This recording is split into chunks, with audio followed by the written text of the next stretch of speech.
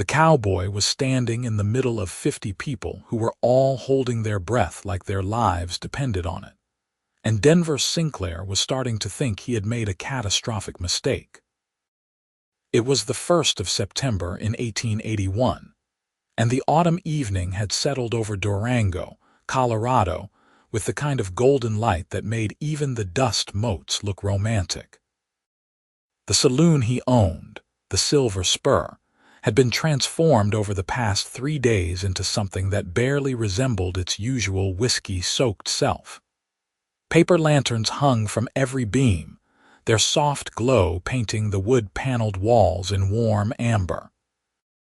A long table stretched along the back wall, laden with pies and cakes and roasted meats that made the entire building smell like heaven. Wildflowers spilled from mason jars on every surface, their colors bright against the dark wood.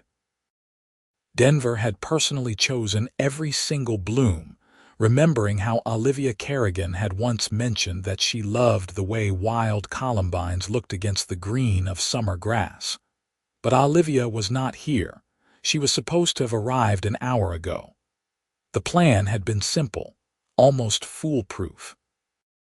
Her best friend Clara would insist they needed to stop by the Silver Spur to retrieve something, some invented item that absolutely could not wait until morning.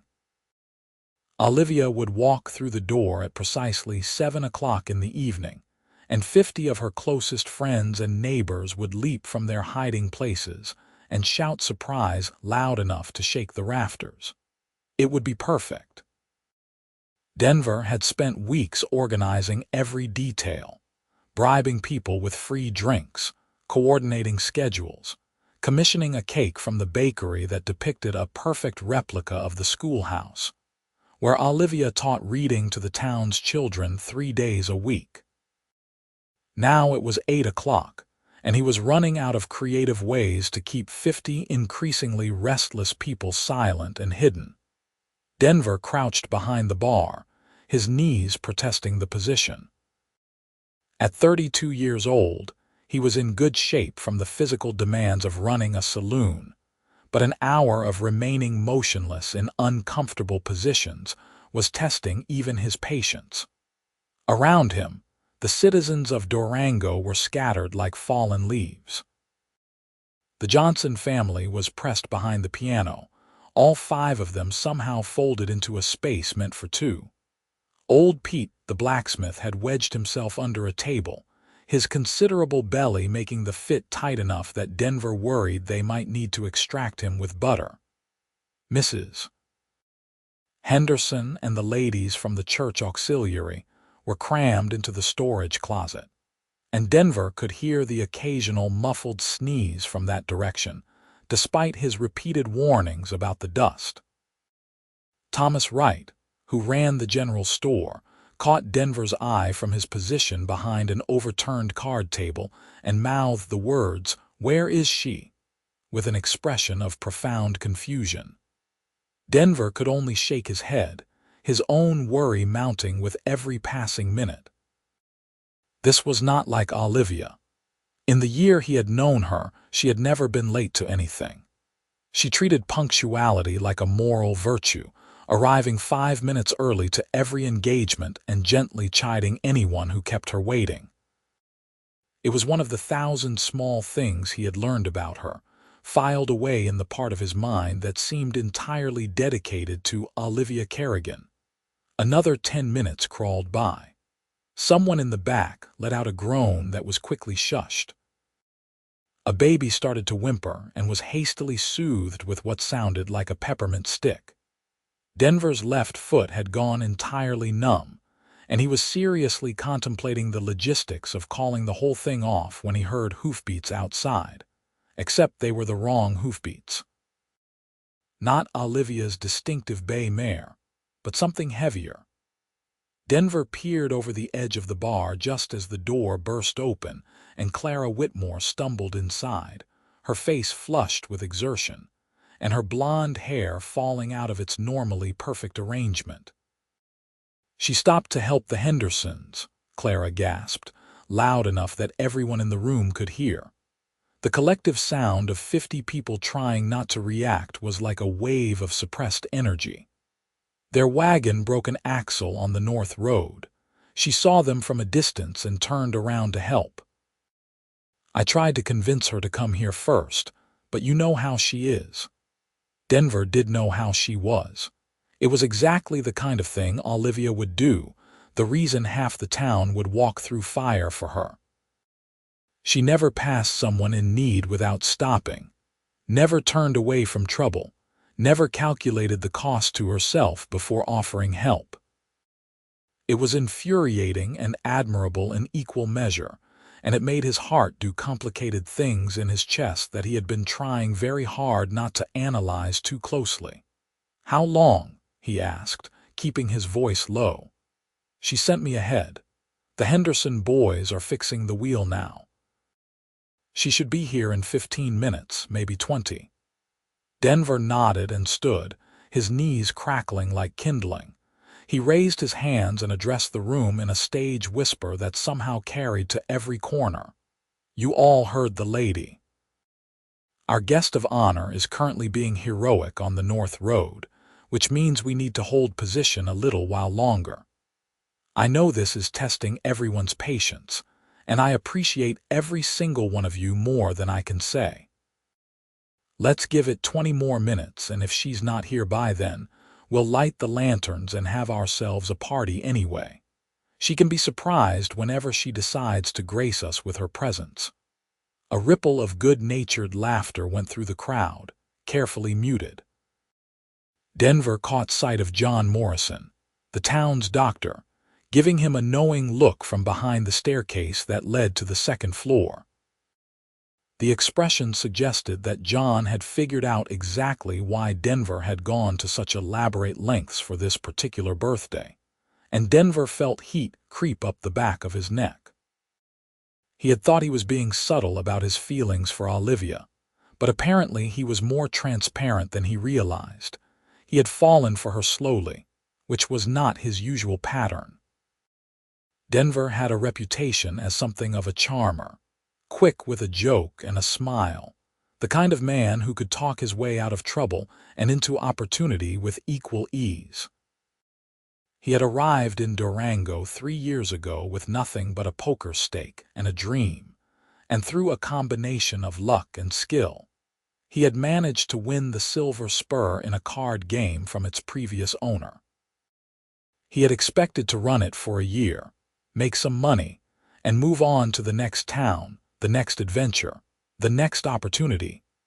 Then, Olivia Kerrigan had walked into his saloon one afternoon last September, looking for the sheriff to report that someone had vandalized the schoolhouse. She had stood in the doorway with the sun behind her, turning her auburn hair into a corona of fire, and Denver had felt something shift in his chest like a door opening. She was 26 years old and had been teaching in Durango for 5 years, having arrived from Ohio with dreams of educating the West and making a difference. She was passionate and principled, and completely uninterested in his charm, which had been both refreshing and terrifying. Their friendship had grown in increments. He started finding excuses to walk past the schoolhouse, to strike up conversations in the street, to offer his help with various projects she was always organizing. She was forever raising money for new books or supplies, coordinating charity drives for families in need, volunteering at the church, teaching evening classes for adults who had never learned to read. She moved through the world like a force of nature, and Denver found himself caught in her orbit. The problem was that Olivia seemed entirely oblivious to his romantic interest. She treated him with the same warm friendliness she showed everyone, never giving him reason to believe she saw him as anything more than a pleasant acquaintance. He had spent months trying to work up the courage to tell her how he felt, rehearsing speeches that always sounded ridiculous when he practiced them alone in his room above the saloon. Finally, he had decided that actions might speak louder than words.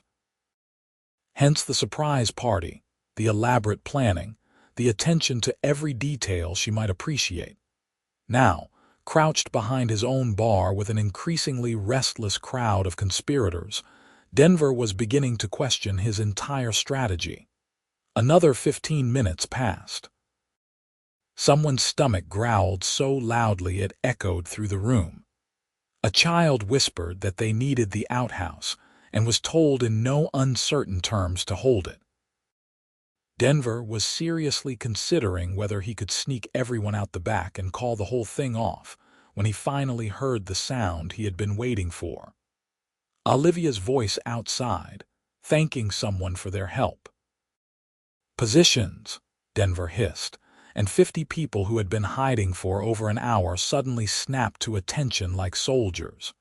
The energy in the room transformed from weary patience to electric anticipation. Denver felt his own heart start to hammer against his ribs. The door handle turned. Denver held his breath. Olivia Kerrigan stepped into the silver spur, and for a moment she was silhouetted in the doorway just as she had been that first day a year ago. Then she moved forward into the dimness of the unlighted room, and Denver could see the confusion on her face. "Hello," she called out. "Clara said she left her shawl here, but I don't see why the place would be so dark. Denver, are you here?" That was his cue. Denver struck a match and lit the oil lamp on the bar, and in that same instant, all 50 people leaped from their hiding places and shouted surprise. With such volume and enthusiasm that Olivia actually stumbled backward, her hand flying to her heart. The look on her face was worth every minute of the past hour. Her green eyes went wide with shock, her mouth falling open in an almost comical expression of astonishment. Then, as the reality of what she was seeing sank in, her face transformed into something so joyful and radiant that Denver felt his breath catch in his throat. "What is this?" she gasped, her voice barely audible over the sudden eruption of laughter and conversation as the crowd surged forward to greet her. "What on earth is all this?"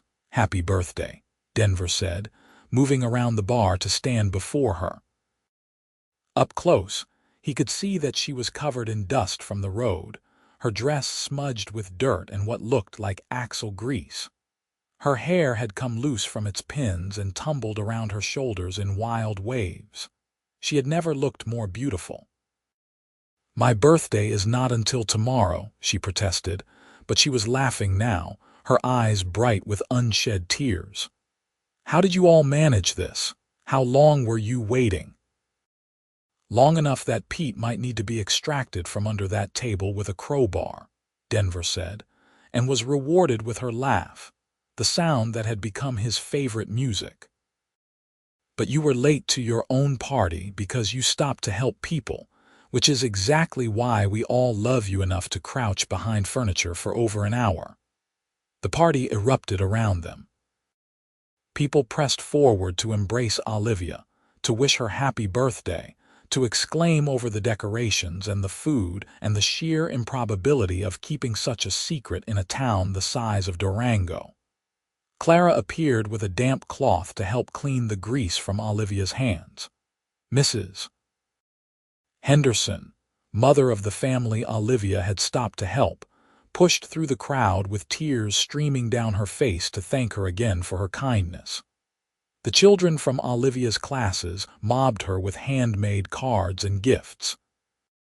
Denver stepped back and watched it all unfold, feeling a profound sense of satisfaction mixed with something more complicated. He had wanted to give her this moment, this tangible proof of how much she meant to the community she served so faithfully. But as he watched her move through the crowd, her face glowing with happiness, he was acutely aware that he wanted more than her gratitude. He wanted her to look at him the way she was looking at everyone else in the room, with that open affection and warmth. He wanted her to know that this party was not just from a friend, but from someone who had carefully studied every preference and habit, who knew that she loved columbines and chocolate cake, and the particular hymn that Mrs. Patterson was now playing on the piano. The evening unfolded in a blur of celebration. The food was unveiled and devoured with appropriate enthusiasm. Toasts were raised with everything from whiskey to lemonade, depending on the religious convictions of the toaster. The cake was brought out to gasps of admiration, and Olivia actually cried when she saw the detailed schoolhouse rendered in frosting. Children played games in the corners while adults caught up on gossip and shared stories. Someone produced a fiddle, and soon the space was filled with music and dancing. Denver found himself pulled in a dozen directions, playing host and ensuring that everything ran smoothly. But his attention kept drifting back to Olivia, tracking her movements through the crowd like a compass needle pointing north. She had changed into a clean dress that someone had thoughtfully brought from her boarding house, something blue that brought out the color of her eyes. Her hair was still loose, and she kept pushing it back from her face in a gesture that he found unbearably endearing. It was nearly 10 o'clock when she finally managed to extract herself from the crowd and find him at the bar, where he was refilling glasses and trying to look like he was not watching her every move. "Denver Sinclair," she said, and there was something in her voice that made him set down the bottle he was holding and give her his full attention. "I need to talk to you." His heart did something complicated. "Of course. Should we step outside?" She nodded, and he followed her out into the cool September night. The street was quiet, most of Durango being inside the silver spur at the moment. The moon was nearly full, painting everything in shades of silver and shadow. Olivia walked a few paces from the door, then turned to face him, her arms wrapped around herself against the chill. "Clara told me," she said without preamble.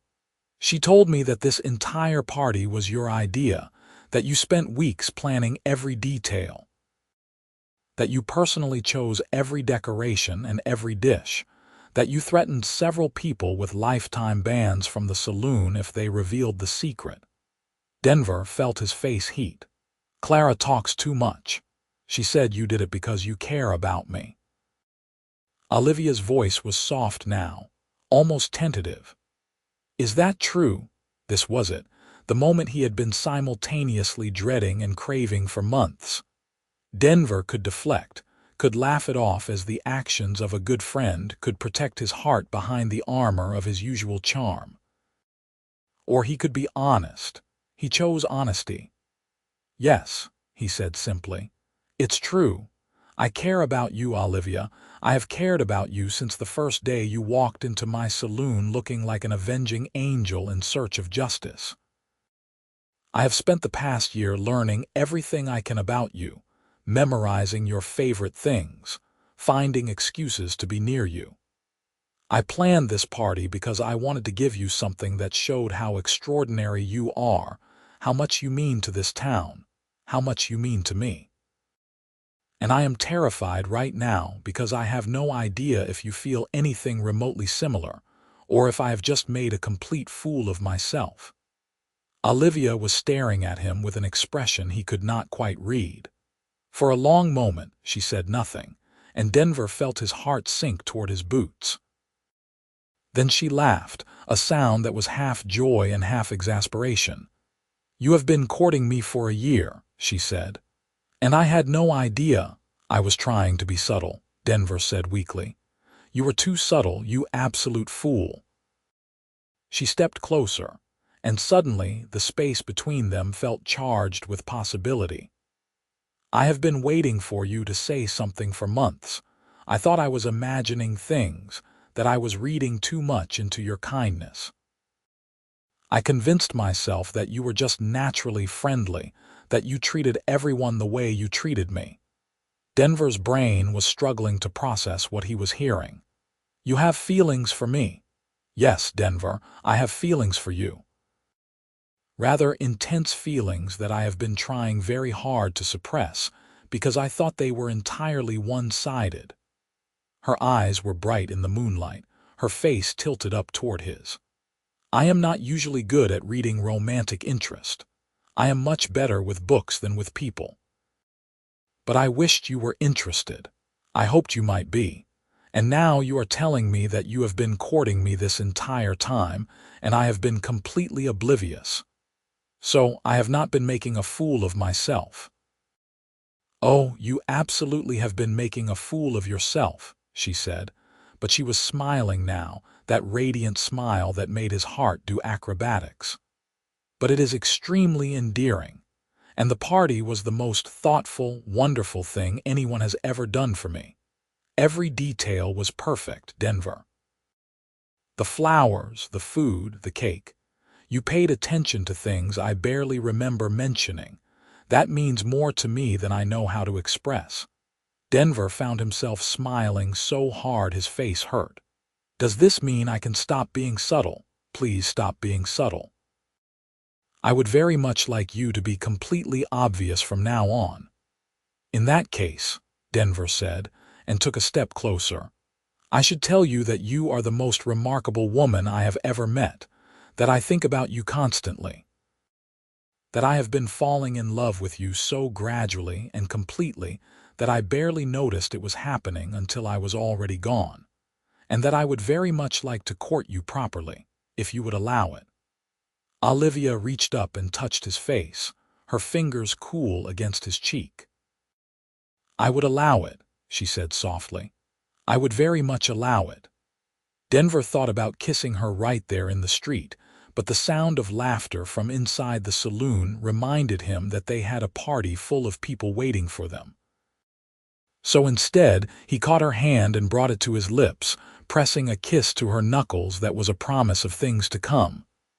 We should go back inside, he said reluctantly. People will talk if we stay out here too long. People are going to talk anyway, Olivia pointed out. But yes, we should go back. This is my party, after all, even if I was scandalously late for it. They walked back into the Silver Spur together, and Denver could not help but notice the knowing looks and satisfied smiles that greeted them. Apparently their absence had been noted and interpreted correctly. John Morrison caught Denver's eye from across the room and raised his glass in a subtle salute. Clara was practically vibrating with excitement, and Denver made a mental note to thank her later for her well-timed intervention. The rest of the evening passed in a pleasant haze. Denver found himself dancing with Olivia while the fiddle played a lively reel, her hand warm in his, her laughter bright as silver.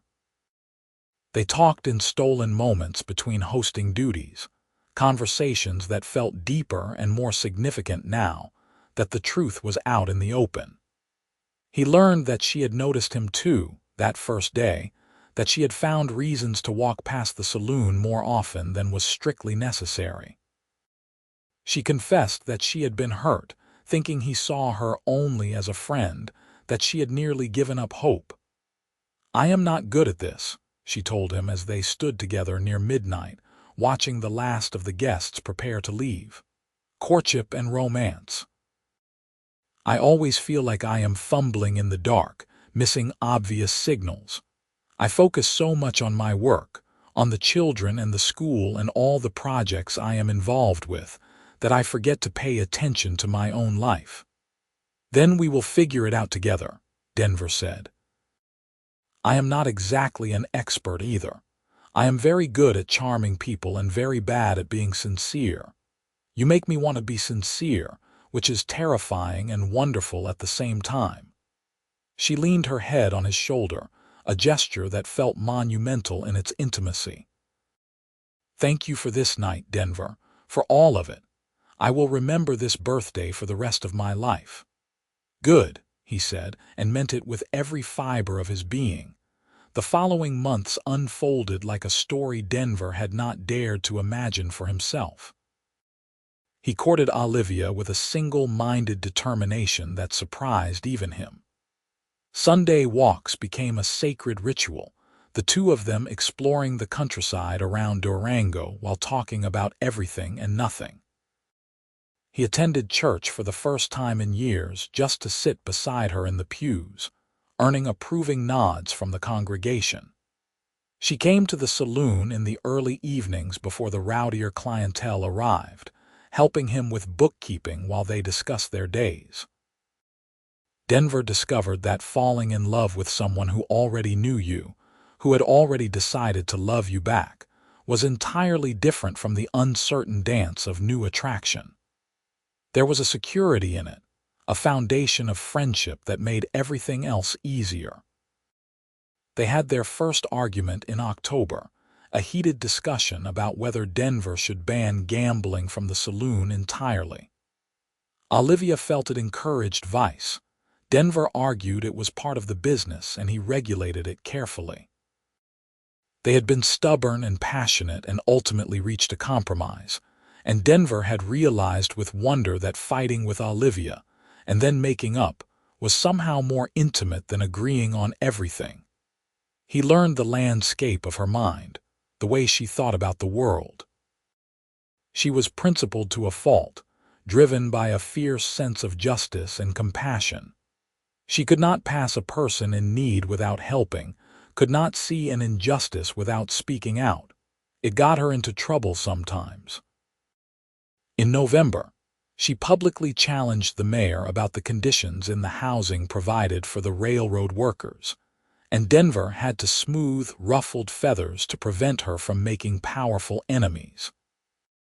But he loved her conviction, her refusal to stay silent, the way she made him want to be better than he was. Olivia, in turn, seemed to appreciate the steadiness beneath his jokes.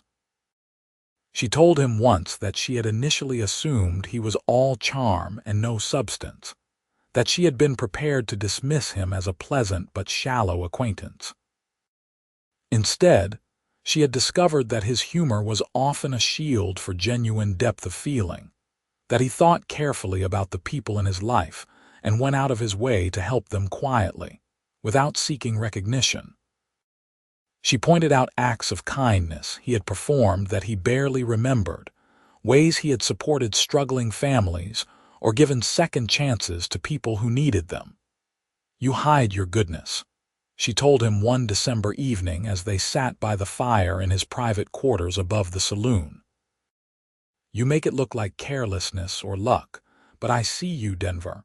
I see the man you are beneath all the charm." It was the first time someone had seen him so clearly, and it was both exposing and exhilarating. He kissed her then, properly, and felt the world narrow to just the two of them, the firelight and the soft sound of her breathing and the rightness of her in his arms. He proposed to her on Christmas Eve, in the saloon that had become the site of so many of their important moments.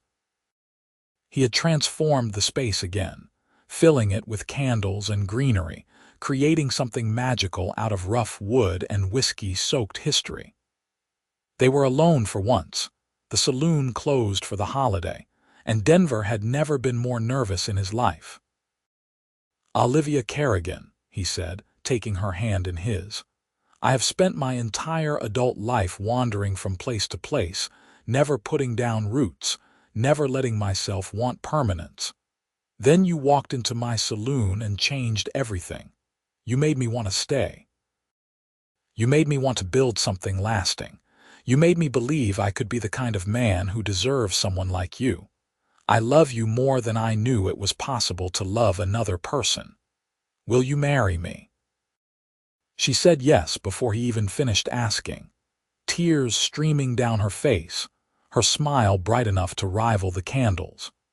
They were married in February of 1882, in the small church where Denver had been attending services, with half of Durango in attendance. Clara served as Olivia's attendant, and John Morrison stood up with Denver. The ceremony was simple and perfect, and when Denver kissed his wife for the first time as her husband, he felt like the luckiest man in the entire West. Married life suited them both. Olivia moved into the rooms above the saloon, bringing her books and her passionate energy into Denver's previously solitary space. They quickly fell into rhythms of domesticity that felt surprisingly natural. Denver continued to run the Silver Spur, but Olivia's influence gradually transformed the establishment. She convinced him to dedicate certain evenings to community events, turning the space into an informal gathering hall for town meetings, social gatherings, and educational lectures. The idea grew organically from her natural inclinations and his desire to support her passions. By the summer of 1882, they were hosting regular events that had nothing to do with drinking or gambling. Olivia organized reading groups for women on Tuesday afternoons. Thursday evenings became dedicated to town hall meetings where citizens could discuss issues facing Durango. Saturday mornings, the saloon transformed into an impromptu classroom where Olivia and several other volunteers taught reading and writing to adults who had never had the opportunity to learn. Denver found himself increasingly involved in these community efforts, discovering talents he had not known he possessed. He was good at organizing people, at smoothing over conflicts, at finding practical solutions to complex problems. He still ran the traditional saloon business in the evenings, but even that took on a different character. He cracked down harder on violence, instituted rules about respecting the space, and gradually built a reputation for running one of the most welcoming and well-regulated establishments in the region. "You are becoming respectable," John Morrison teased him one evening in the fall of 1882. "Never thought I would see the day when Denver Sinclair was known as a pillar of the community." "Neither did I," Denver admitted, "but it turns out I like having something to care about beyond my next poker game. Olivia makes me want to be the kind of man who builds things instead of just passing through." Their first wedding anniversary in February of 1883 was celebrated with another party at the Silver Spur, though this one was much smaller and more intimate than Olivia's surprise birthday had been. As they danced together in the space that had become so central to both their lives, Denver found himself reflecting on how much had changed in the past year and a half. He had gone from a wandering gambler to a husband and business owner, from someone who kept everyone at arm's length to someone deeply embedded in the fabric of a community. "Are you happy?" Olivia asked him, her head resting on his shoulder as they swayed to the music. "Happier than I ever imagined being," Denver answered honestly. "You, completely. Although I do wish we had more space for the community events. We have been turning people away from the reading groups, and I have at least 3 different organizations that want to hold meetings here, but we simply do not have room in the schedule." It was that conversation that planted the seed of an idea that would define the next phase of their lives. Over the following weeks, Denver found himself thinking more and more about expanding the Silver Spur, transforming it from a saloon that occasionally hosted community events into something more ambitious.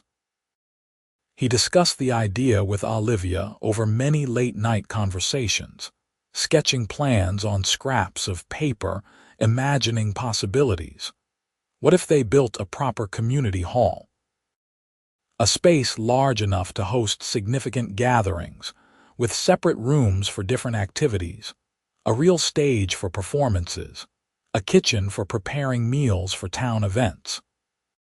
They could keep the bar and the traditional saloon business, but in a dedicated space that did not conflict with the community functions. It would require significant investment, both financial and personal. It would mean committing fully to Durango, putting down roots so deep they could never be easily pulled up. "Are you sure?" Olivia asked when Denver first laid out the full scope of his vision. "This is your saloon, your livelihood. I do not want you to feel like you have to change everything just because we got married." "I am not changing everything because we got married," Denver said. "I am changing everything because you showed me there is more to life than I was letting myself imagine. I spent so many years just getting by, just surviving, never thinking I deserved to want more. You made me believe I could have a real life, a real home. I want to build this with you. Not just a saloon, but something that matters to people. Something we can both be proud of." They started planning in earnest in the spring of 1883. Denver negotiated to purchase the abandoned building next door to the Silver Spur, a former dry goods store that had been vacant for 2 years. The owner was happy to sell at a reasonable price, and Denver used the savings he had accumulated plus a loan from the bank to finance the purchase. Then came months of hard work, of coordinating builders and suppliers, of dealing with setbacks and unexpected complications. Olivia threw herself into the project with characteristic passion. She solicited donations from wealthy citizens, organized fundraising events, and rallied the community to support the expansion. She had a vision for what the space could become, and she shared that vision so compellingly that people could not help but be swept up in her enthusiasm. The church ladies donated furniture. The railroad workers volunteered their labor for the construction. Even the mayor, whom Olivia had so publicly challenged, contributed funds and support. Denver watched his wife work and felt his love for her deepen into something vast and unshakable. She was a force of nature, impossible to resist when she believed in something. And she believed in this project with her whole heart, saw it as a way to strengthen the community she had dedicated her life to serving. The construction took nearly a year. There were complications and delays, moments when Denver wondered if they had bitten off more than they could chew. But slowly, steadily, the space took shape. The wall between the two buildings came down, creating a large open hall. A stage was built at one end, proper and sturdy enough for theatrical productions. Separate rooms were created for smaller gatherings. A kitchen was installed, with modern equipment that made Olivia practically dance with excitement. The old bar was relocated to one side, creating a dedicated space for the traditional saloon business that could be closed off when the hall was being used for community events. Through it all, Denver and Olivia worked side by side, making decisions together, compromising when they disagreed, supporting each other through the stress and exhaustion. They learned things about each other that had not been visible in the first flush of romance. Denver discovered that Olivia became short-tempered when she was tired, that she had a tendency to take on too much, and then resist help. Olivia learned that Denver sometimes hid his anxieties behind jokes, that he needed time alone to process difficult emotions, that he was deeply afraid of failing people he loved. They had hard conversations during that year. About money and risk, about priorities and boundaries, about what they wanted their life to look like. In May of 1884, they had their most serious argument yet, a fight about whether they wanted children.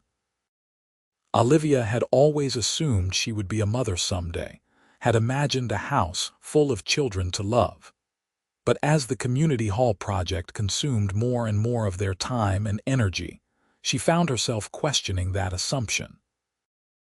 "I do not know if I can be the mother I would want to be while doing all of this," she confessed one night, gesturing at the construction chaos around them. "I see how much time and attention the children in my classes need. I see how the mothers in this town sacrifice so much of themselves.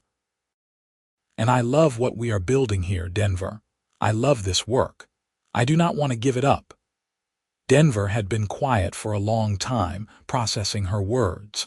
They had never discussed this explicitly before, had both simply assumed children would be part of their future.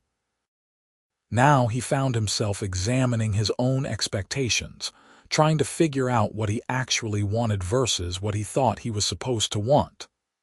"I do not need children to be happy," he said finally. "I thought I did, thought it was just what people did when they got married. But the truth is, I love our life the way it is. I love working beside you, building something that matters. I love that when we finish our day, we can focus on each other instead of being exhausted from chasing after little ones. If you want children, I will be happy to have them. But if you do not, I will be equally happy with just you and this life we are creating." Olivia had cried then, relief and gratitude mingling on her face. "I feel selfish admitting I do not want them, like I am failing at being a proper woman." "You are not failing at anything," Denver said firmly. "You are one of the most nurturing people I know. You have helped raise half the children in this town through your teaching. You create community and connection everywhere you go. That is not less valuable than biological motherhood.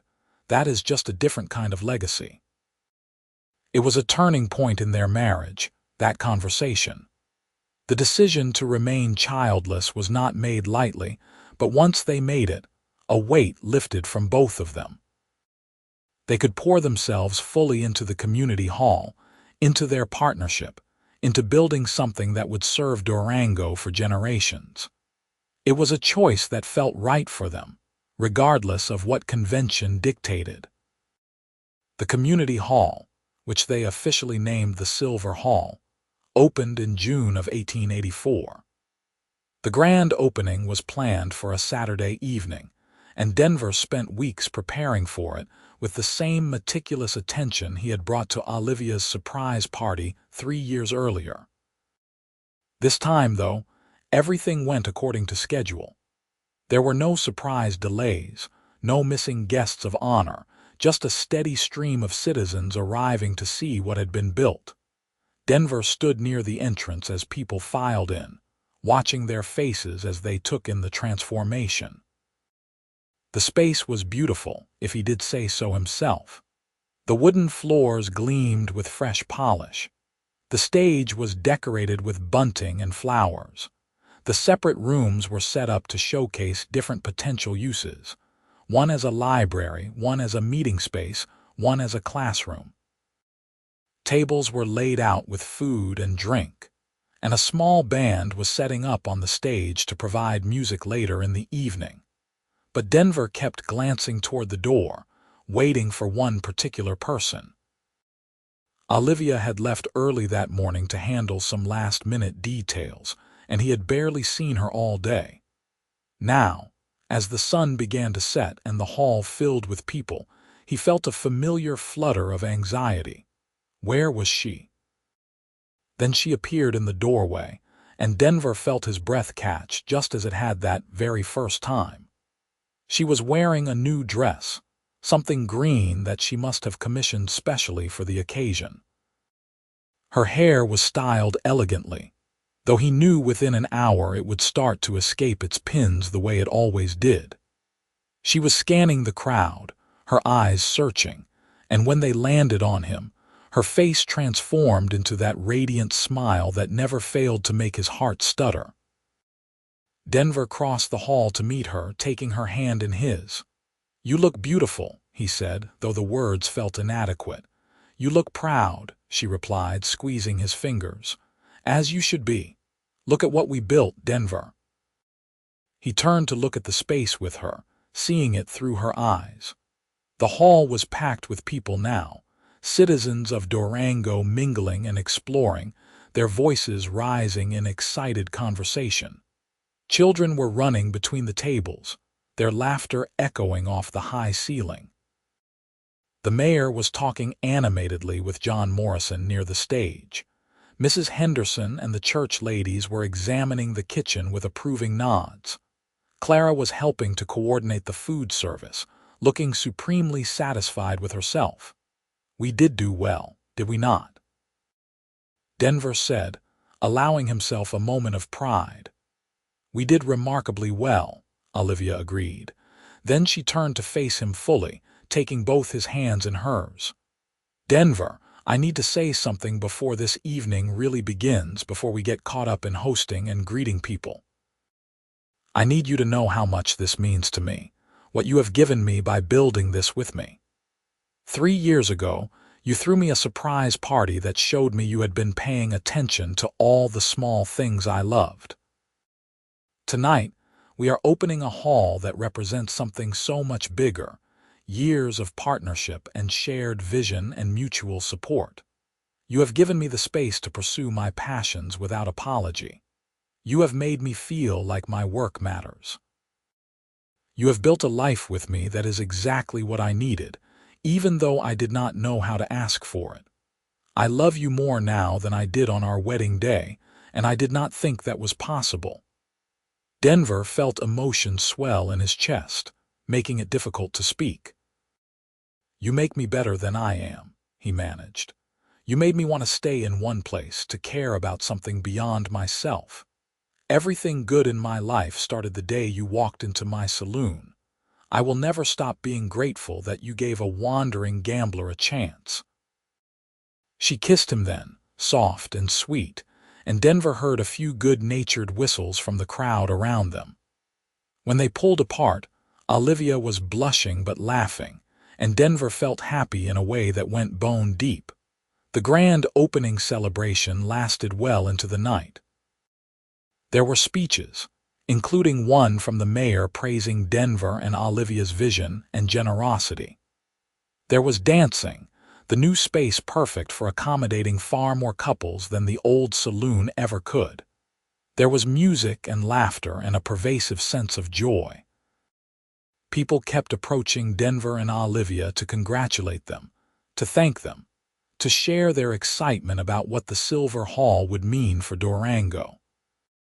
Near midnight, after most of the families with young children had departed, Denver found himself standing on the stage with Olivia, looking out at the people still celebrating below. John Morrison caught his eye and raised a glass in salute, the gesture so similar to the one he had made at Olivia's surprise party that Denver had to laugh. "What is funny?" Olivia asked, leaning against his shoulder. "I was just thinking about your birthday party," Denver said. "How I spent over an hour keeping 50 people quiet and hidden, absolutely convinced I had made a terrible mistake. How I had no idea if you felt the same way I did, if I was about to make a complete fool of myself. It seems like a lifetime ago." "It was a lifetime ago, in a way," Olivia said thoughtfully. "We were different people then. Or perhaps we were the same people, just at the beginning of understanding who we could be together. I still remember the moment Clara burst through the door and said you were late because you stopped to help someone," Denver said. "I was exasperated and charmed in equal measure. It was so perfectly you, so exactly the kind of thing you would do." "I will probably be late to important things for the rest of my life," Olivia warned. "I have never been good at walking past people who need help." "I know," Denver said, and kissed the top of her head. "It is one of the 1,000 things I love about you. You care so much, about so many people, with such intensity.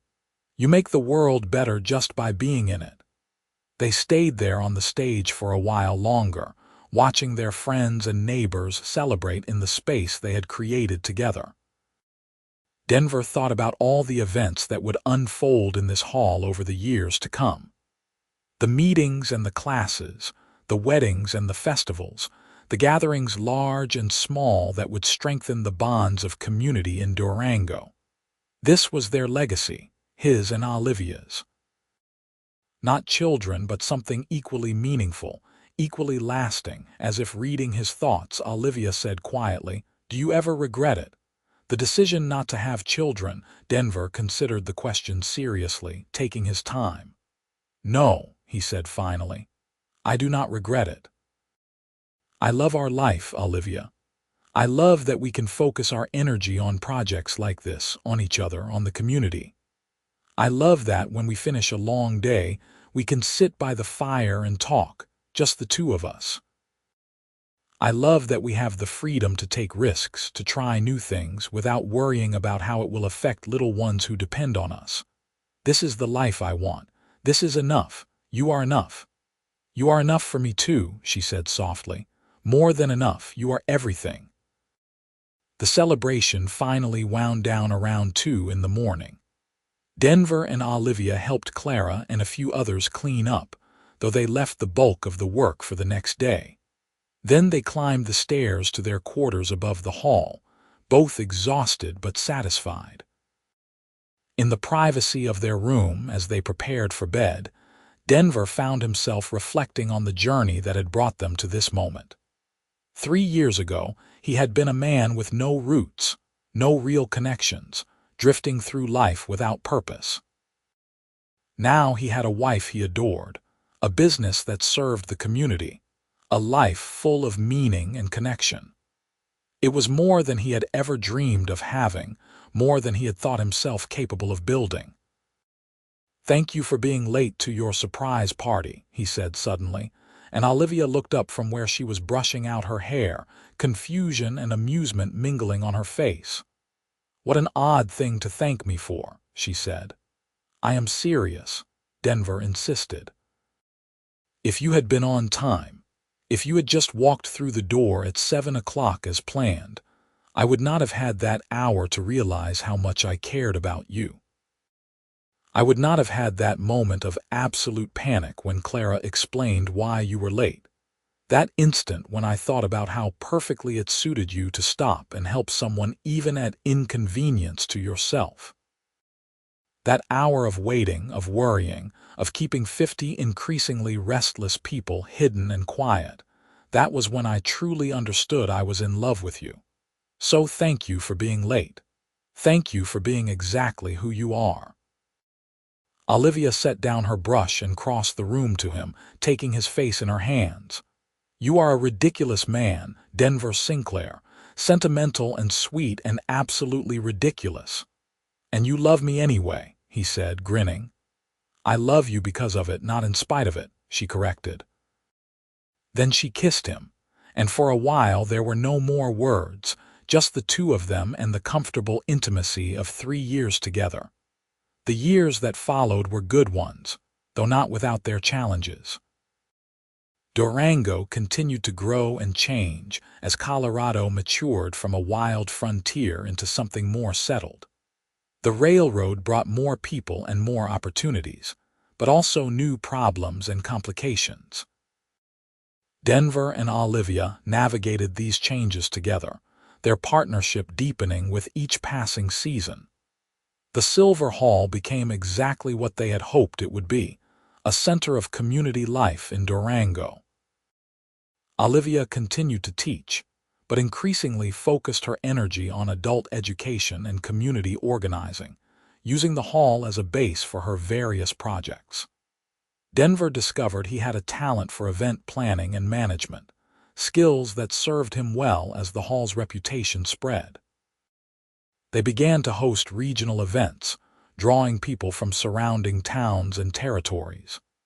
In 1885, they organized the first annual Durango Summer Festival, a 3-day celebration that featured music, dancing, competitions, and exhibitions.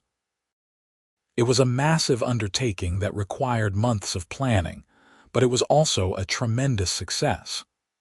The festival became an annual tradition, something people looked forward to and planned their year around. Their marriage continued to evolve in subtle ways. They learned each other's rhythms so thoroughly that they often did not need words to communicate. Denver could tell from the set of Olivia's shoulders when she was overwhelmed and needed help, even if she would not ask for it. Olivia could read his moods in the cadence of his speech, knowing when his jokes were genuine and when they were covering anxiety or fear. They had disagreements, of course. Olivia's tendency to take on too many projects at once led to several arguments about boundaries and self-care. Denver's occasional impulse to avoid difficult emotions rather than process them caused friction.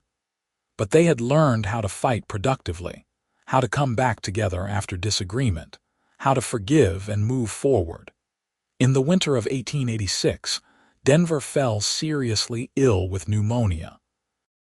It was the first time Olivia had faced the possibility of losing him, and the experience shook her badly. She barely left his side for 2 weeks, even as John Morrison and others urged her to rest.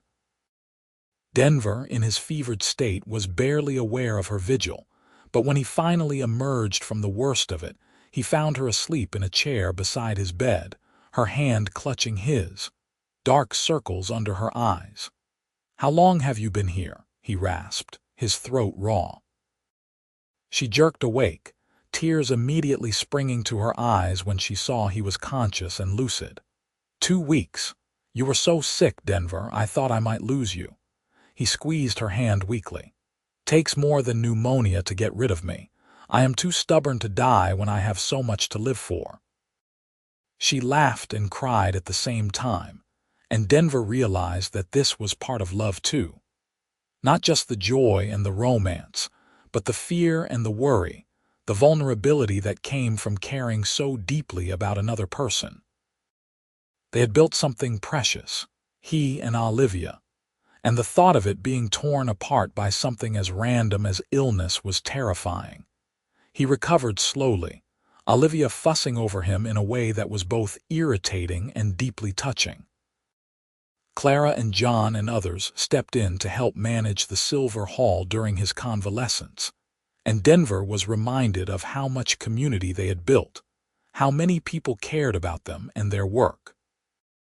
By spring, he was back to his usual self, though Olivia watched him like a hawk for any sign of relapse. The experience had changed something between them, had underscored the preciousness of their time together. They made a conscious effort to be more present with each other, to not let the busyness of their work eclipse the relationship that was the foundation of everything else. In 1887, they made the decision to hire additional staff for the Silver Hall, people who could handle day-to-day operations and give them more time for each other, and for the larger projects they wanted to pursue.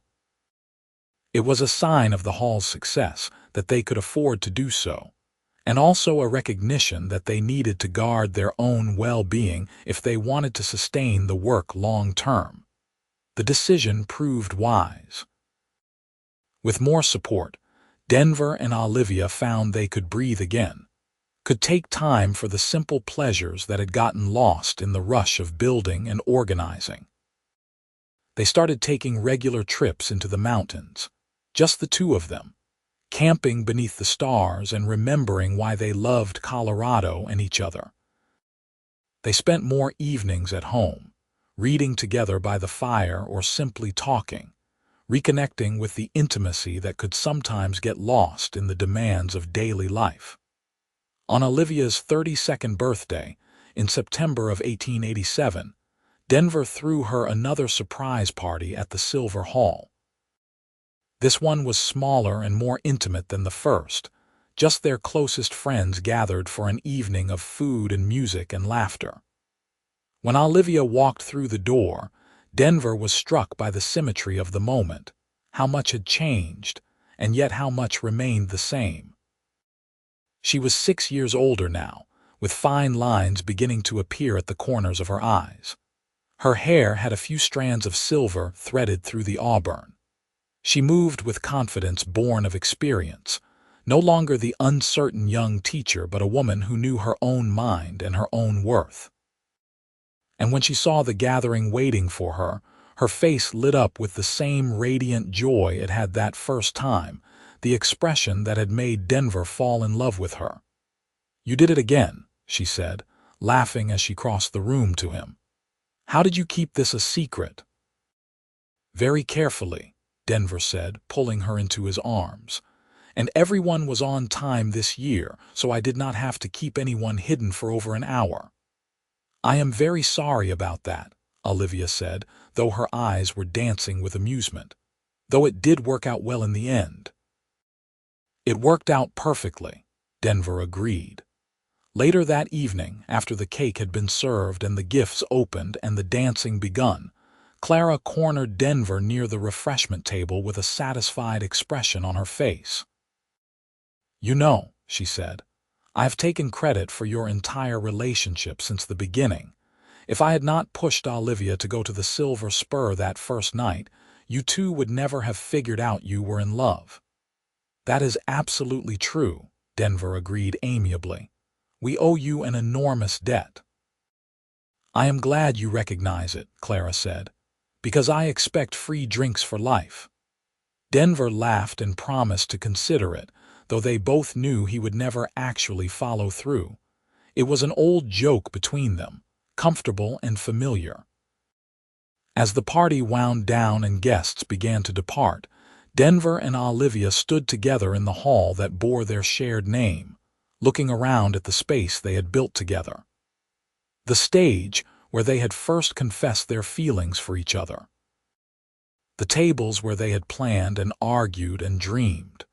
The walls that had witnessed so much joy and community and connection. "You ever think about what would have happened if you had not thrown that first party?" Olivia asked. "If you had just told me how you felt in some ordinary way?" Denver considered the question. "I think we still would have ended up here," he said slowly. "Maybe not by the exact same path, but we would have found each other. Some things are inevitable." "You think we were inevitable?" Olivia sounded amused but also touched. "I think you changed my life the moment you walked into it," Denver said. "I think I was already half in love with you before I even knew your name. I think every choice I made after that first meeting was about finding a way to be close to you, to be worthy of you, to build a life you would want to be part of. So yes, I think we were inevitable. The surprise party was just the catalyst that moved things along." Olivia was quiet for a moment, her hand tightening around his. "I am glad it happened the way it did," she said finally. "I am glad you were so ridiculously over the top in your approach. I am glad I was late to my own party. I am glad you spent over an hour keeping 50 people quiet and hidden and probably ready to mutiny. All of it, every absurd detail led us here. And here is exactly where I want to be." "Here is exactly where I want to be too," Denver said, and meant it with his entire heart. The years continued to unfold. Denver turned 40 in 1889, a milestone that prompted some contemplation about age and mortality, but also deep satisfaction with what he had built. Olivia was 33, entering what she called her years of confidence, no longer second-guessing herself the way she had in her 20s. They were settled now, their life together no longer a new adventure but a comfortable partnership built on mutual respect and abiding affection. The Silver Hall continued to thrive. It had become an institution in Durango, as much a part of the town's identity as the mountains surrounding it or the railroad running through it. Children who attended events there grew up and got married on its stage. Businesses held meetings in its rooms. The community gathered there for celebrations and for mourning, for planning and for play. In 1890, as Colorado approached statehood and the wild frontier gave way to something more civilized, Denver and Olivia celebrated their 8th wedding anniversary. They threw a party, naturally, using any excuse to gather their community together. As Denver looked around at the familiar faces, the people who had become family over the years, he felt a profound sense of gratitude. He had been a wanderer once, a man without roots or real connections. Then a woman with fire in her hair and conviction in her heart had walked into his saloon, and everything had changed. She had shown him that he could have a home, that he could be part of something larger than himself, that he could build instead of just drift. And he had surprised her, though not just with that first party 8 years ago. He had surprised himself too, discovering depths and capacities he had not known he possessed. The charming gambler had become a pillar of the community, a husband and partner, someone who cared deeply about people and place and purpose. Their life was not perfect. They had challenges and disappointments, moments of doubt and difficulty. But they faced everything together, and that made all the difference on a cool September evening in 1891, exactly 10 years after that first surprise party. Denver and Olivia stood together on the porch of the Silver Hall, watching the sun set over the mountains. Inside, preparations were underway for yet another community event, but for this moment they had stolen a bit of quiet. 10 years, Olivia said softly. A decade since you threw the most elaborate surprise party in Durango's history, and I was scandalously late for it. Best hour of waiting I ever spent, Denver said, putting his arm around her shoulders. Worth every second of keeping 50 people hidden and quiet. They still talk about it, you know, Olivia said, amusement in her voice. Clara brought it up just last week, how you threatened to ban half the town from the saloon if they revealed the secret. I stand by those threats, Denver said solemnly. It was important. You were important. You are still important, the most important thing in my life. Olivia turned to face him, and in the golden light of sunset she looked just as beautiful as she had that first day, though now he knew every thought behind those green eyes, every dream and fear and hope. You are my home, Denver Sinclair. Not this hall, not this town, but you. Wherever you are, that is where I belong. Then you are stuck with me forever, Denver said, because I have no intention of going anywhere. This is our life, right here, exactly what we built together, and I would not change a single thing about it. Not even the hour you spent hiding behind the bar, panicking about whether I would ever show up. Not even that, Denver confirmed. Especially not that, because it was in that hour that I truly understood how much you meant to me, how completely you had captured my heart. Every difficult moment, every challenge we have faced, every compromise and conversation and hard decision, all of it brought us here. And here is perfect. Inside the Silver Hall, someone called their names. The event was about to begin, people were arriving, there was work to be done. But Denver and Olivia stayed on the porch for one more moment, holding each other in the fading light, surrounded by the life they had built and the love they had cultivated with such care. I love you, Olivia said, simple and true. I love you too, Denver replied. From that first surprise to this moment and every one that comes after. Then they turned and went inside together, ready to greet their community, to host another gathering, to continue the work they had dedicated themselves to. But the space they moved through was no longer just a saloon or even just a hall. It was a testament to what two people could build when they found each other, when they chose each other, when they committed to creating something meaningful together. The laughter and conversation rose around them as the evening unfolded. Friends embraced, children played, music filled the air. Denver caught Olivia's eye across the room and smiled, and she smiled back, that radiant expression that had been the first and best surprise of his life. They had started with a party where the guest of honor was over an hour late, where a cowboy had kept 50 people quiet and hidden with increasing desperation. They had built on that foundation something solid and lasting, a partnership that had weathered illness and doubt and all the small struggles of daily life. They had chosen each other every day for 10 years, and they would continue choosing each other for all the years to come. As the evening deepened and the celebration swirled around them, Denver found himself thinking about time and how it could transform everything. 10 years ago, he had been terrified standing behind that bar, wondering if Olivia would ever arrive, wondering if he was making a fool of himself with his elaborate declaration. Now he knew that the answer to both questions had been yes, but that neither had mattered in the end. She had arrived eventually. He had made a fool of himself spectacularly, and from that chaotic, imperfect beginning they had built something beautiful. The party that night went late, as their parties always did. There was dancing and laughter, storytelling and song.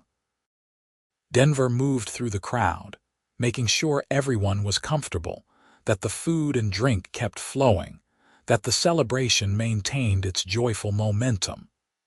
But his attention kept returning to Olivia, tracking her movement through the hall the way it always did, the way it always would. She was talking with a group of her former students, young adults now who had learned to read under her patient tutelage. She was laughing at something one of them said, her face animated and bright. Denver felt a surge of pride and love so strong it almost hurt. This woman, this remarkable person who gave so much of herself to everyone around her, had chosen him. Had seen past his charm to the man underneath, had believed he could be more than a wandering gambler, had helped him become someone worthy of the life they had built together. Near midnight, as the crowd began to thin, Clara approached Denver with a familiar gleam in her eye. She had been a constant presence in their lives over the past decade, a friend and confidant, an occasional meddler in the best possible way. "You two are disgustingly happy," she informed him.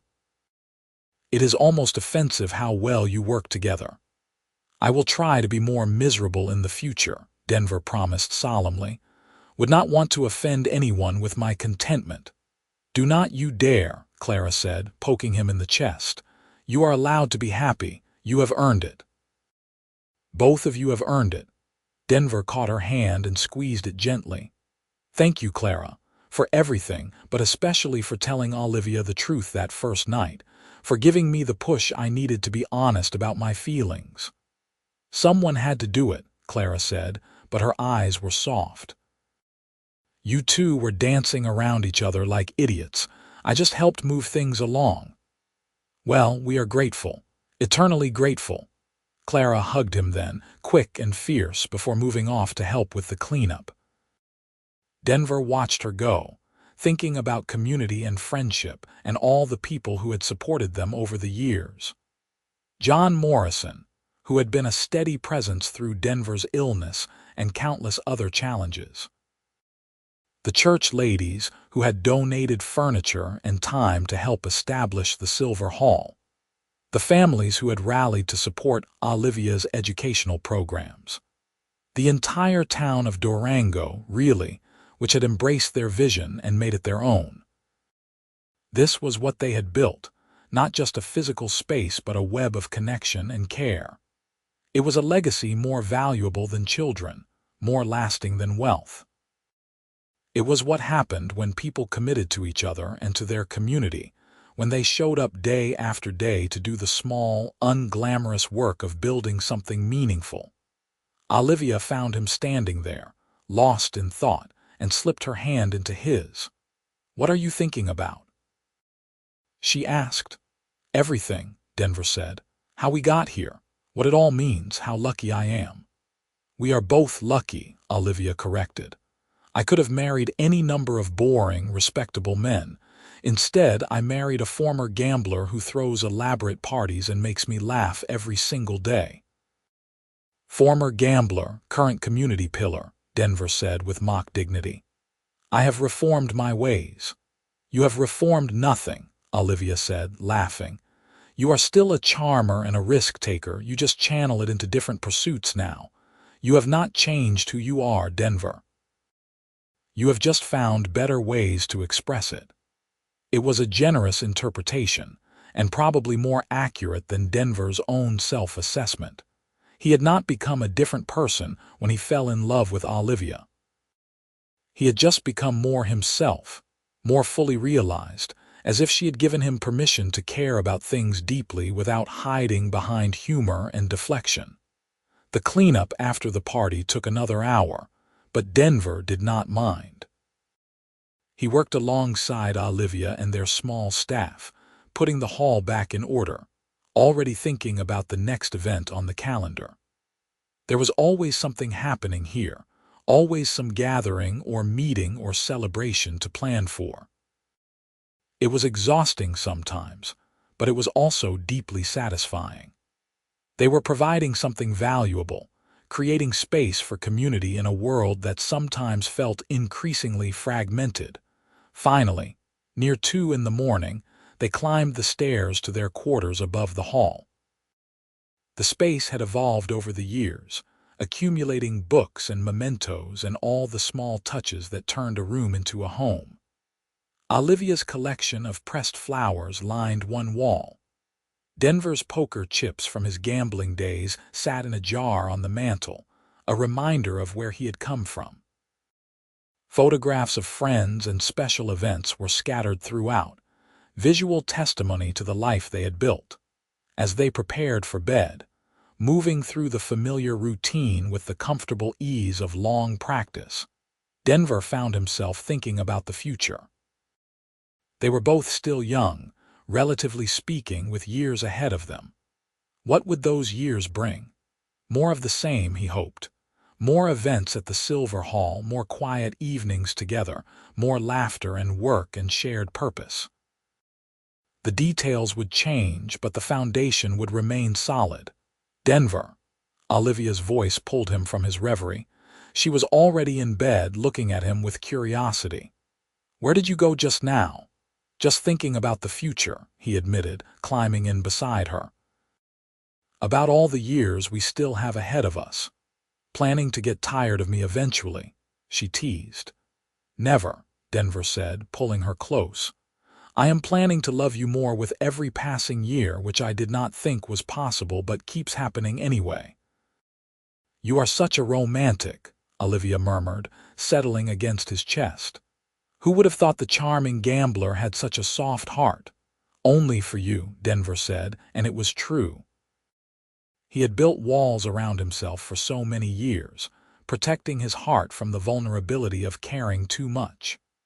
Olivia had dismantled those walls brick by brick, not through force but through patient, persistent affection.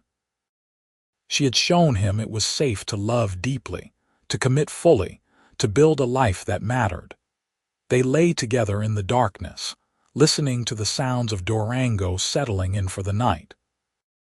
The distant bark of a dog, the creak of wood as the hall adjusted to the temperature change, the whisper of wind through the eaves. It was home, familiar and beloved, the landscape of their shared life. "You ever think about that first party?" Olivia asked sleepily. "About how differently things could have gone?" "Sometimes," Denver admitted. "I think about how I almost did not plan it, how I almost just tried to tell you how I felt in some ordinary way. I think about how you could have said no, could have told me you only saw me as a friend. I think about all the ways it could have gone wrong." "But it did not go wrong," Olivia pointed out. "It went perfectly, even with me being over an hour late." "Especially with you being over an hour late," Denver corrected. "That hour taught me more about you than anything else could have. It showed me exactly who you are, the kind of person who cannot pass someone in need without stopping to help. It made me love you even more." "I will try to be on time to more things in the future," Olivia said, amusement threading through her voice. "Please do not," Denver said. "I have grown fond of your terrible punctuality. It keeps life interesting." She laughed softly, and Denver felt the sound vibrate through both of them. This was intimacy, he thought. Not just physical closeness, but this comfort with each other, this ability to be completely themselves without fear of judgment. They knew each other's flaws and quirks and annoying habits, and they loved each other anyway, because of them, in spite of them, in the complicated way that real love always worked. Sleep came gradually, pulling them both under with gentle insistence. Denver's last conscious thought was gratitude, pure and simple. Gratitude for the woman in his arms, for the life they had built, for the community they served, for every moment that had led them to this place. The next morning dawned bright and clear, autumn asserting itself in the crisp edge to the air. Denver woke to find Olivia already up, standing by the window and looking out at the street below.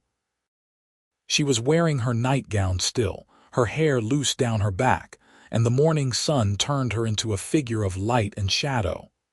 "Come back to bed," he said, his voice rough with sleep. She turned and smiled at him, that private smile that was his alone. "In a minute." "I was just watching the town wake up, thinking about how much I love it here." "Are you having second thoughts about staying?" Denver asked, suddenly alert. They had talked occasionally about moving, about seeking opportunities in larger cities, but they had always decided that Durango was home. "Not second thoughts," Olivia said, crossing back to the bed and sliding under the covers beside him. "The opposite, actually. I was thinking about how grateful I am that we chose to stay, to put down roots. I cannot imagine living anywhere else now. This is our place, Denver. These are our people." Relief flooded through him. "Good," he said simply, "because I feel exactly the same way." They spent a lazy morning in bed, a rare luxury when there was always so much to do. They talked about small things and big things, plans for the hall and dreams for the future. They made love slowly, with the unhurried intimacy of long familiarity. They simply existed together, two people who had found in each other something irreplaceable. Eventually, practical concerns intruded. There were preparations needed for an event that evening, supplies to order, people to contact. They rose and dressed and descended into the busyness of their daily life. But the peace of the morning stayed with them, a quiet foundation beneath everything else. The years continued their steady march. The Silver Hall became increasingly central to life in Durango, a space that held the memories and milestones of multiple generations. Denver and Olivia aged together, their faces gaining the character of lived experience, their bodies settling into the comfortable rhythms of middle age. They were not young anymore, but they were happy, which seemed far more valuable. In 1895, they celebrated 14 years of marriage and 15 years since that first surprise party. The anniversary felt significant somehow, worthy of marking. They threw another party, naturally, though this one was more of a community celebration than a surprise. Half of Durango showed up to honor them, to thank them for their service, to share in their joy. Speeches were made, toasts raised, stories told. Old Pete the blacksmith, who had hidden under a table for over an hour at that first party, stood up and recounted the experience to gales of laughter. Clara told her version of events, emphasizing her own crucial role in bringing Denver and Olivia together. John Morrison spoke about friendship and partnership, and the power of two people committed to making their community better. When it was Denver's turn to speak, he found himself momentarily overwhelmed. He looked out at the faces gathered before him, people he had come to know and care about deeply over the past 15 years. He looked at the Silver Hall, the physical manifestation of his and Olivia's shared vision. And he looked at Olivia herself, standing beside him with that radiant smile, her hand clasped firmly in his. 15 years ago, he began, his voice carrying to every corner of the hall, I made what might have been the most foolish decision of my life. I decided to throw an elaborate surprise party for a woman I was in love with, a woman who had no idea how I felt, a woman I was absolutely terrified might reject me. I spent weeks planning every detail, recruiting all of you to help, swearing everyone to secrecy. And then, on the night of the party, she was late. Very late. For over an hour I stood in this place, which was just a saloon back then, keeping 50 increasingly restless people hidden and quiet. I was convinced it was a disaster, that I had made a terrible mistake. He paused, and laughter rippled through the crowd as people remembered that night. But then she arrived, Denver continued, his eyes finding Olivia's. She walked through that door, and when everyone shouted surprise, the look on her face made every second of waiting worthwhile. That was the night I learned who she really was, the kind of person who would stop her own life to help others. That was the night I began to understand what love really meant, how it required patience and sacrifice, and showing up even when things did not go according to plan. That was the night everything changed. Olivia was crying now, tears streaming down her face, but she was also smiling so brightly it was almost blinding. "We have built so much together since then," Denver said, gesturing to encompass the hall and everyone in it. "This space, this community, this life. But the foundation of all of it is simple. Two people who chose each other, who keep choosing each other, who committed to building something meaningful together. Olivia, you are the best surprise of my life, worth every moment of waiting, worth everything I could possibly give you. I love you more today than I did 15 years ago, and I will love you more tomorrow than I do today. Thank you for being late to your own party. Thank you for saying yes when I finally worked up the courage to ask. Thank you for every day since." The applause was deafening, but Denver barely heard it. He was looking at Olivia and she was looking at him, and nothing else mattered. She stepped forward and kissed him there in front of everyone, a public declaration of private feeling. "Thank you for waiting," she whispered against his lips. "Thank you for seeing me. Thank you for building this life with me." The party continued around them, but for a moment they were alone in the crowd, just as they had been that very first night. Two people who had found each other against all odds, who had built something lasting and good, who had proven that love could be both romantic and practical, passionate and steady, surprising and comfortable all at once. As the evening wore on, Denver found himself thinking about legacy again. Not children, but this. The hall full of friends and neighbors, the programs and events that served the community, the partnership with Olivia that had made all of it possible. This was what they were leaving behind, the mark they were making on the world, and it was enough, more than enough. Near midnight, after most guests had departed and only their closest friends remained, John Morrison raised one final toast. "To Denver and Olivia," he said, his voice warm with affection, "who showed all of us that the best surprise is sometimes the one that arrives late, but arrives exactly when it should. May you have many more years of happiness together." "Hear, hear," came the chorus of voices. Denver pulled Olivia close and kissed the top of her head. "Many more years," he agreed softly. "As many as we are given." "And every single one a gift," Olivia added. They stood together in the silver hall, surrounded by community and connection, wrapped in the life they had built with such care. The Wild West was fading now, Colorado growing more civilized with each passing year. But some things remained constant. Love and friendship, commitment and care, the human need for connection and belonging. Denver had once been a wanderer, but Olivia had given him a home. She had once been lonely, but Denver had given her partnership. Together they had created something beautiful, something that would outlast them both, something that proved that two people could make a difference in the world if they were willing to show up for each other, and for their community, day after day, year after year.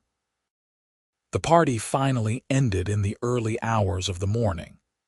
Denver and Olivia climbed the stairs to their quarters, both exhausted and exhilarated.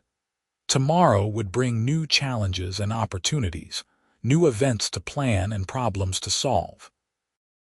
But tonight they simply held each other, grateful for every moment that had led them to this place, ready for whatever came next. "I love you," Denver said, the words as true now as they had been that first night. "I love you too," Olivia replied. "Forever and always."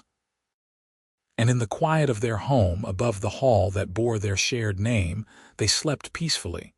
Two hearts beating in rhythm, two lives joined in purpose, two souls who had found in each other the greatest surprise of all, a love that lasted, a partnership that mattered, a home worth building and defending and celebrating. The years would continue to unfold, bringing with them all the joys and sorrows that life always carried. But Denver and Olivia would face it all together, their bond strengthened by time and tested by challenge. They had started with a surprise party where the guest of honor was scandalously late, where a cowboy kept 50 people hidden and quiet with increasing desperation. They had built on that foundation a life worth living, a love worth celebrating, a legacy worth leaving. And whenever anyone in Durango told the story of Denver and Olivia Sinclair, they always started the same way. She was late to her own surprise party, and the cowboy had kept 50 people quiet for over an hour. But that hour of waiting, that moment of chaos and uncertainty, had led to 15 years of happiness and counting. It was the beginning of something extraordinary, proof that sometimes the best things in life are worth waiting for, worth working for, worth building with patience and care and unwavering commitment. The end was really just another beginning, as all good love stories are. Denver and Olivia would continue their work in Durango for many more years, growing old together, their love deepening with time. They would face losses and celebrate victories, weather storms and bask in sunshine. But through it all, they would have each other and the Silver Hall and the community they had helped to build. It was a good life, a full life, a life made richer by the surprise of finding each other and the choice to keep choosing each other. And if you asked Denver, on any given day, whether he regretted that hour of keeping 50 people hidden while waiting for Olivia to arrive at her own party, he would laugh and shake his head and tell you it was the best hour he ever spent. Because it taught him everything he needed to know about love, that it required patience, that it was worth the wait, that the best surprises were often the ones that did not go according to plan. Olivia, for her part, would say she was grateful she had been late, grateful she had stopped to help the Hendersons, grateful for every small decision that had led her to walk through the door of the Silver Spur at just the right moment to find 50 people shouting surprise and one cowboy looking at her like she was the answer to every question he had ever asked. Together, they had written a love story for the ages, set against the backdrop of the changing American West. It was a story without children but full of family, without traditional measures of success but rich with meaning.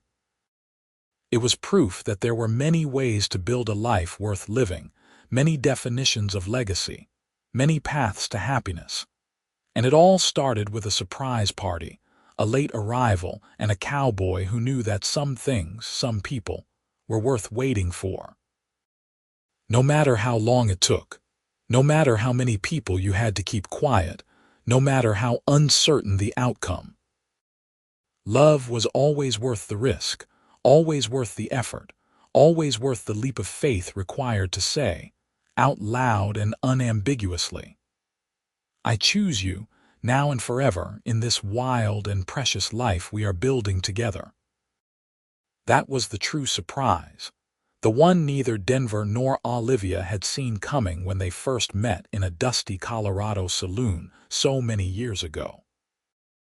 They had found their home in each other, their purpose in serving their community, their joy in the simple act of showing up for each other day after day, through surprising beginnings and steady middles and whatever ending eventually came. For now, though, they were alive and in love and exactly where they belonged. The Silver Hall stood as testament to their shared vision, filled with memories and laughter and the echoes of countless gatherings. Durango thrived around them, a community strengthened by their contributions. And Denver and Olivia Sinclair continued their partnership, their romance, their adventure, proving that sometimes the best stories start with an unexpected delay, and a cowboy desperately trying to keep a secret just a little bit longer. It was a love story worth telling, a life worth living, a surprise that kept on giving. And that, really, was all anyone could ask for.